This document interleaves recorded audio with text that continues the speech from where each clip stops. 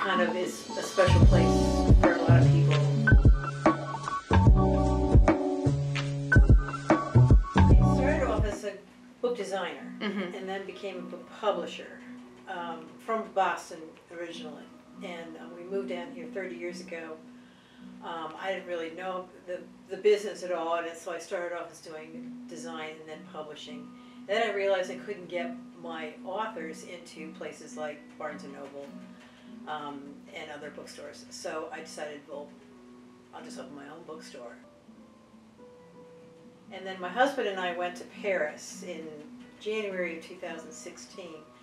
And he likes to have his picture taken in front of authors' homes. So I wanted to find Ernest Hemingway's home when he and his first wife, Hadley, lived in Paris. It was right after they got married. And there's a sign above their apartment building that says Ernest Hemingway and Hadley Richardson, the happiest place they lived in their marriage.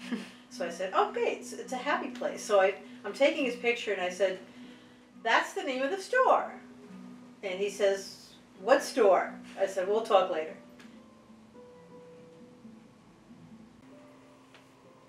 My sister, her name is Susan Lambert, she wrote a children's book, and it's called Clarence the Clam. And it was her story of when she was growing up and how they went to the beach and they got a clam.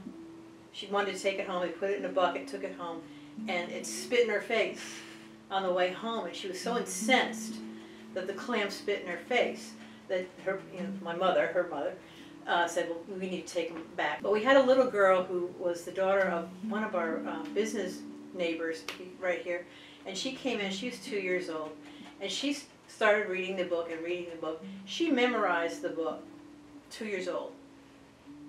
So when my sister came in about a month later, the little girl read the book to my sister. And so that little girl right now is an accelerator reader. She's now 8 years old. And she is, I talked to her mother the other day, in fact, she's an accelerated reader and loves to read. So it was a really great educational experience that I got to be part of and watch her grow. So that made me feel really good. Tell me about the dogs. Like, I know do y'all have just one dog? No, there's 3 of them. There's 3 stickers over there that of all 3 dogs, and we actually started off with a competition of which dog was most popular, and it was definitely the Corgi. But there's a little Cairn Terrier and a kind of a terrier mix thing. I'm not sure what Poppy is, and then the Corgi. So we all. And whenever we're here, we bring our dogs. I didn't bring mine today because of the construction guy and you guys being here, but usually they're sitting right here. That's why the window's propped open. How do you get the local authors' books in here? Do they reach out to you or do you reach out to them? Both. And that's really why we're here, because the local authors really had no place to go. I had no place for my publishees to go, and local authors, the other bookstores in town did not want, at that time, to have local authors in their store. The mothership up in New York prescribes what books they're going to have.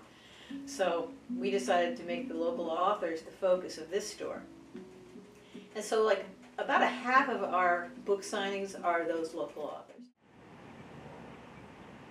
So our annex, which is the used and the rare books, to me is kind of really representative a lot of the community, because they're the ones bringing the books to into that room.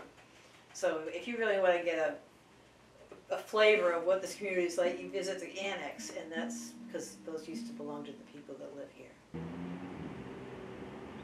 Well, it's just, I mean, being the only independent bookstore in Tuscaloosa is kind of a privilege, and I don't want to ever abuse that privilege, and I want people to know that this is a safe place for anyone that needs to, find a home, and we take care of everybody.